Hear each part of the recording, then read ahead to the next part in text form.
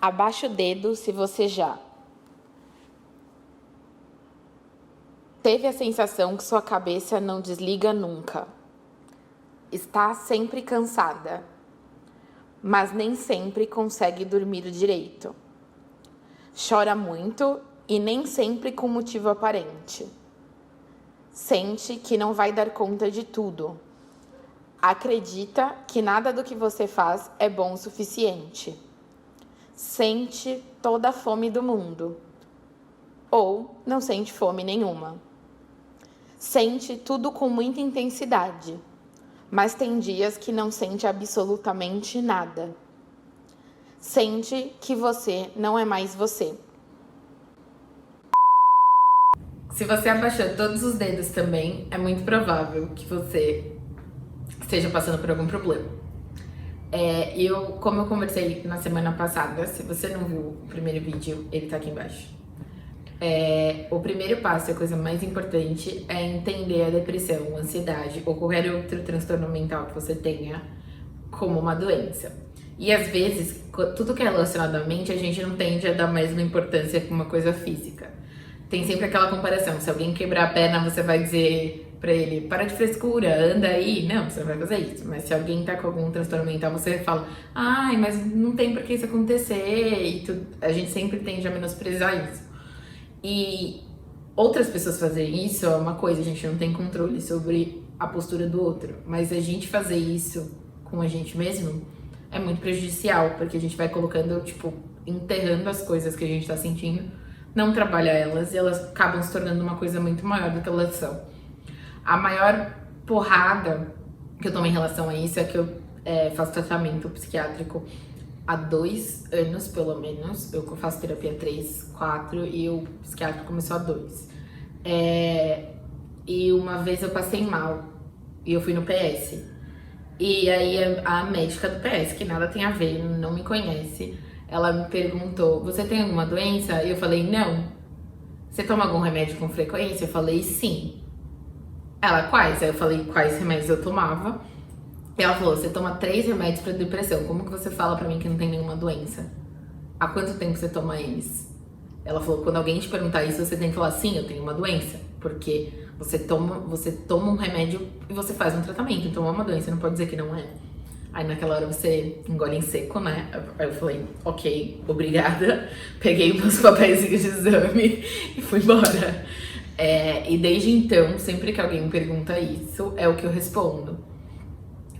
E ficou muito claro que mesmo eu discutindo sobre isso, eu tenho facilidade. Se alguém me perguntar sobre isso, eu falo, a não ser que eu não seja uma pessoa muito próxima no ambiente de trabalho. Se alguém me perguntar, você tem alguma coisa, eu falo, eu tenho alguns problemas de saúde, paz. Eu não entro em detalhes, porque principalmente no ambiente de trabalho com pessoas não próximas, eu aprendi que você ter facilidade pra falar sobre o assunto não é você banalizar o assunto.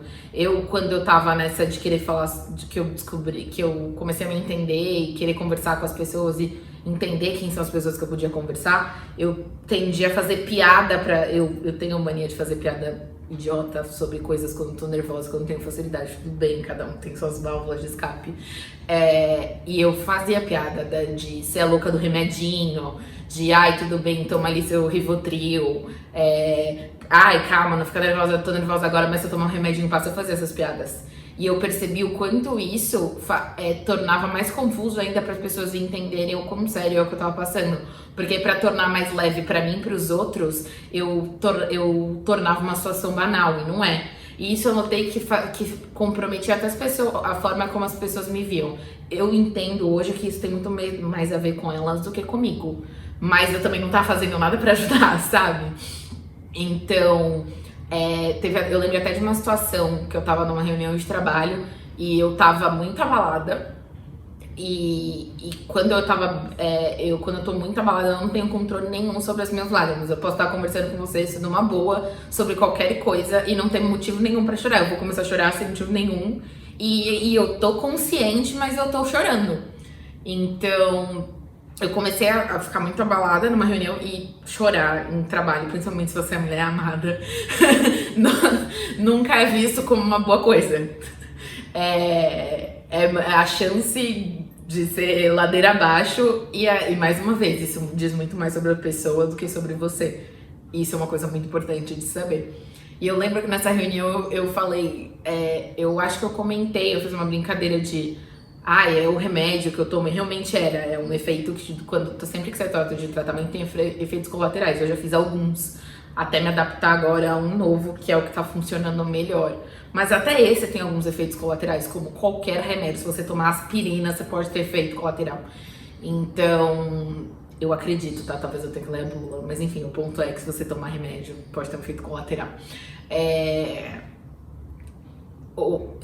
Eu lembro que eu falei que era alguma coisa relacionada ao remédio, e a pessoa virou assim, tudo bem você comentar comigo sobre o remédio, mas não fala isso tão alto, não fala isso pra todas as pessoas, sabe? Porque eu entendo, mas as outras pessoas podem não entender.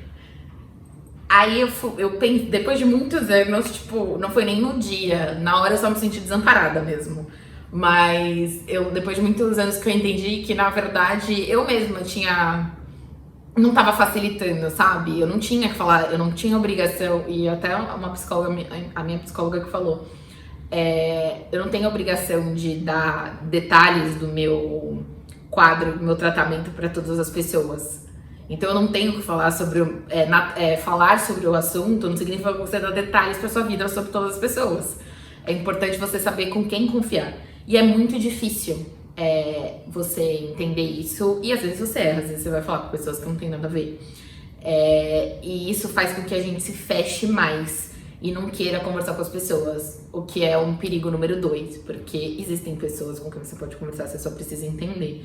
E numa primeira instância, se alinhar com o seu psicólogo e entender se você precisa de um psiquiatra. Falando um pouquinho mais de tratamento, de maneira prática, a primeira coisa quando você não tá se sentindo bem, não tá se reconhecendo, entenda, quando você não tá se reconhecendo tem um problema, é o psicólogo. Quando você vai no psicólogo, existem pessoas que vão no primeiro psiquiatra, mas eu acho, na minha experiência, pra mim foi melhor ir no psicólogo, até pra eu entender e trabalhar melhor na minha cabeça a questão de ir a um psiquiatra. E aí ele vai te orientar. O psicólogo, ele só pode fazer psicoterapia, cada um tem sua abordagem. O psiquiatra é a única pessoa que pode prescrever remédio caso você precise. Existe uma normalização de tomar remédio, principalmente para ansiedade, vou ali, como eu falei do Rivotril, que é muito famoso, só que o Rivotril vicia. É um remédio que quanto mais você toma, mais você precisa tomar. E existem psiquiatras que dão ele, ok, cada um com seu tratamento, não sou eu publicitária, nunca que vou dizer pra você qual é o remédio certo que você tem que tomar ou criticar qualquer tratamento. Mas o ponto é que só o psiquiatra pode te prescrever um remédio e é muito importante no seu tratamento que você encontre um psiquiatra que, além de prescrever o remédio, entenda o seu problema. Porque no meu caso, o primeiro psiquiatra que eu fui, primeiramente, o remédio que ele me deu, eu fui em 3 diferentes psicólogas que eu sempre me adaptei. Eu frequentei a mesma psicóloga há 2 anos e meio, e ela se afastou por licença médica, eu tive que trocar, ela me indicou pra uma outra e eu me adaptei. Existem pessoas que não se adaptam de primeira psicólogo e tudo bem, você tem que encontrar alguém que você se sinta bem conversando. E se sentir bem não é você gostar todo mundo de primeira, tá? Não é confortável sempre ir lá, sentar num lugar e falar dos seus problemas. E o psiquiatra, como depende do plano de saúde, eu só encontrei uma pessoa que realmente estivesse preocupada com a minha melhora de saúde na 3ª consulta.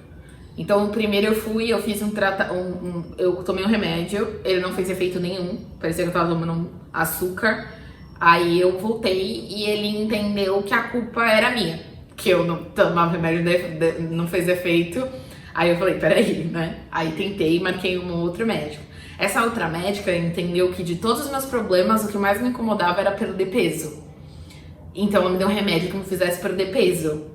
E ele resolveu, de fato, eu perdi peso, mas ele não resolveu o problema geral. Porque assim, dos menores dos meus problemas, de todos os meus problemas, se eu fosse colocar perder peso numa lista, ele não seria o primeiro, o segundo nem o terceiro colocado.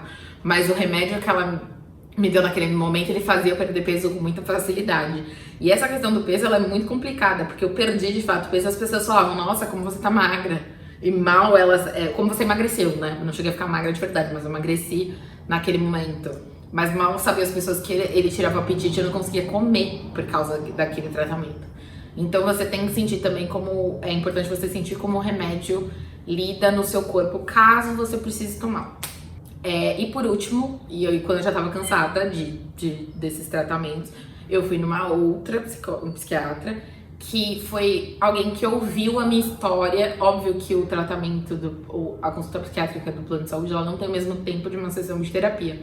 Mas ela foi uma pessoa que ouviu minha história e ela ofereceu um remédio compatível às coisas que eu precisava falar. E ela me disse exatamente o que aquele remédio precisava resolver.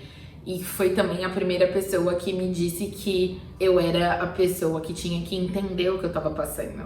E que se não entendessem no trabalho, ela me daria um atestado. Se as pessoas da minha família não entendessem, pra eu não conversar com ela, conversar com a terapeuta e buscasse quem pudesse entender. E me deu uma visão mais clara de como eu poderia progredir. Desde então, os progressos têm sido um pouco melhores. Então, nessa busca, eu tive que encontrar pessoas e ferramentas que realmente me levassem a estágios de melhora. E não é de 0 a 100, é muito aos poucos mesmo. E tem muitos altos e baixos na caminhada, né? Tipo assim, pelo menos na minha, né? É muito importante você ouvir as pessoas especializadas e não tomar remédio que a sua amiga te ensinou ou falou que é bom. Eu uma vez tomei alguns fitoterápicos e fiquei muito mal, então é muito importante você entender o que você precisa tomar e seguir um profissional. Durante o tratamento, mesmo você seguindo todas as recomendações especializadas, você ainda tem que lidar, durante os processos de adaptação, você tem que lidar com sintomas no dia a dia. Eu já mencionei antes que você não consegue sair de casa. Às vezes você tem crises de ansiedade, que você fica literalmente paralisado. Eu tive sintomas físicos, vômito, desmaio, coisas assim que são sintomas psicossomáticos. Então são todas coisas que você tem que lidar. Acho que pra mim o que foi mais difícil foi a questão das crises de ansiedade, que era falta de ar muito forte, dor de cabeça, não consegui parar de chorar, não consegui me mexer. Somada, não consegui sair de casa quando eu precisava. O que fazia estar sempre atrasada, que eu já não sou naturalmente uma pessoa pontual, mas uma pessoa não pontual, ela atrasa 15 minutos, meia hora. Eu atrasava 1 hora, 2 horas, porque eu tinha que lidar com tudo aquilo antes de conseguir me empurrar pra fora de casa. E uma das coisas... E chega nessas horas, você não consegue lembrar de avisar ninguém, você não consegue mandar uma mensagem, você não consegue fazer nada. E o que eu desenvolvi, que me ajudou, foi fazer listas na minha cabeça de coisas, tentar, no meio de toda aquela dor, daquela crise emocional naquele momento, tentar lembrar de coisas racionais. As coisas que eu tinha pra fazer, o próximo passo, ir narrando as coisas dentro da minha cabeça. Isso nem sempre faz com que eu consiga, de fato, me mexer, mas me ajuda a racionalizar as coisas até que, de fato, eu consegui executar alguma ação. Mas existem coisas que a gente também não tem controle nenhum. Eu já passei mal em locais públicos na hora sem nem entender, porque eu tava vindo de um momento de grande ansiedade. Então, quando eu fui no médico, ele falou, você não tem causa nenhuma física para que isso aconteça. Então, você precisa, ajustar outras coisas. E dentro desse período em que você está lidando com esses sintomas, é muito importante, paralelo ao seu tratamento, ter o que se chama, até existem isso para mães solteiras e outras coisas, que se chama rede de apoio. São as pessoas que você pode contar. E nem sempre as pessoas que você pode contar nesse caso são as pessoas da sua família ou então seus amigos mais próximos. É muito um trabalho de formiguinha, de entender e conversar com pessoas e ver quem que tá aberto para te ajudar naquele momento. E você se permitir ajudar e entender que você não precisa passar por tudo sozinho, sabe? O que é muito difícil, principalmente pra mim, que fui acostumada por toda a minha vida a resolver meus problemas sozinha. Então pedir ajuda é muito difícil, você não quer assumir suas fraquezas, você não quer assumir sua vulnerabilidade. Principalmente quando a gente fala de setores da nossa vida em que isso não é normal, como o trabalho. Então, que isso não é normal não, que isso não é normalizado, porque poderia ser normal, no meu ponto de vista. Então, pra mim entender quem seriam essas pessoas foi muito complicado, porque eu já não tinha facilidade de confiar nas pessoas, Se você consegue, já é meio caminho andado. E chegou uma hora que eu tava, tipo, não consigo falar com ninguém, eu tô, sabe, cheia até aqui, e eu comecei a conversar com pessoas aleatórias. E tentar entender quem poderia ser um ponto de apoio naquele momento. E ponto de apoio não é uma pessoa também que vai estar do seu lado toda hora. Então, é muito saber administrar e pedir ajuda quando necessário. São muitas coisas, parecem muitas regras, mas é sempre você ter em mente e pensar que você precisa, tipo, chegar no outro dia, chegar na próxima hora, chegar no próximo passo, até que as coisas fiquem melhores. E por último, as atividades extras que te dão algum pouquinho de alegria são muito complementares a qualquer tratamento que você esteja fazendo. A minha psicóloga insistiu anos para eu começar a fazer uma atividade extra. Foi muito difícil. Ela tentou qualquer coisa. Tipo, não, tenta caminhar, mas tenta ir na academia. E eu ia uma vez e não continuava. E aí na pandemia eu comecei a cozinhar, eu comecei a fazer bolo freneticamente, a olhar receita, fazer pasta. Aí as meninas que eu divido o apartamento falaram que eu fazia cozinha terapia, mas aí eu comecei a exagerar no açúcar, aí eu dei uma maneirada em cozinhar e comecei a fazer aulas de dança. Foi uma coisa que eu ensaiei anos e não conseguia fazer porque me dava um nervoso de pensar em colocar roupa de dança. Só que o fato de fazer em casa diminuiu um pouco dessa pressão. E não era obrigatório a roupa no início, que era uma coisa que me causava ansiedade. Então, eu comecei a fazer e tem sido mega bom. Aí eu comecei a fazer no jazz, aí eu fui pro balé, agora eu faço contemporâneo, eu faço 3 aulas por semana.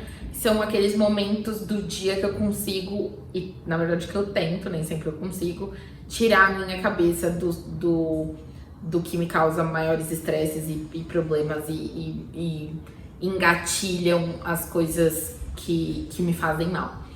Então, pode ser natação, pode ser musculação, pode ser qualquer coisa, pode ser canto. Enfim, você escolhe o que te faz bem, qual é essa atividade extra que te tira um pouco dos problemas. E tudo bem se um dia você não conseguir fazer ela, nem sempre você consegue fazer tudo. O importante é você tentar ter um pouco de constância. Tipo, hoje eu não fiz, amanhã eu vou tentar fazer de novo. E assim, é tipo acordar cedo. Eu tento todos os dias acordar um pouco antes. Nem sempre eu consigo, mas eu continuo tentando. Então, esse processo da tentativa também, ele dá sinais de melhoras e são muito bons. O ponto é, a gente, quando passa por tudo isso, permite que a gente se torne todos esses problemas. E eu pelo menos eu senti a situação que eu era um grande problema.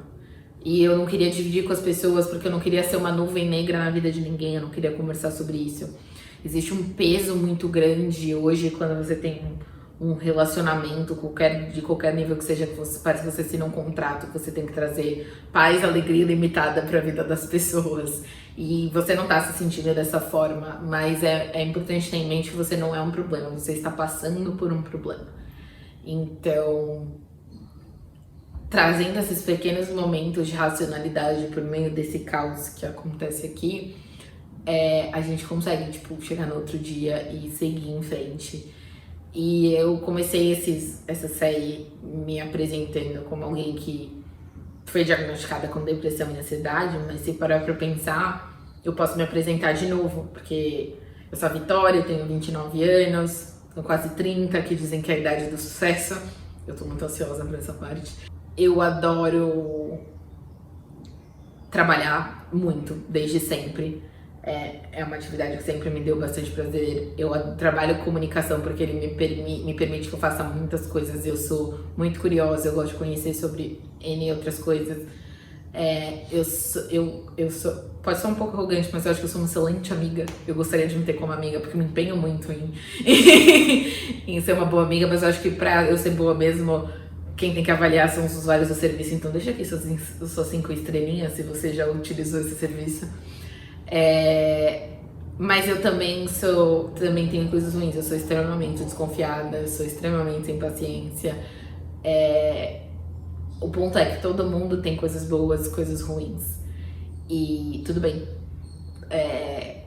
Ninguém precisa ser perfeito. A gente busca uma perfeição no dia a dia, a gente busca o 100%, o tempo todo. E às vezes é que nem correr, sabe? Você tem que encontrar o seu ritmo pra poder chegar no final das coisas. E não desistir. Então, se você foi ajudado um pouquinho por essa mensagem, quiser conversar um pouquinho mais sobre os sintomas de depressão e ansiedade e sobre o que você tá passando, deixe seus comentários aqui embaixo. Eu vou adorar conversar com você. Se você acha que outras pessoas podem ser beneficiadas por essa mensagem, também compartilhe esse vídeo, curte, para que outras pessoas possam ser impactadas por isso. E é isso, um beijo e até o próximo vídeo.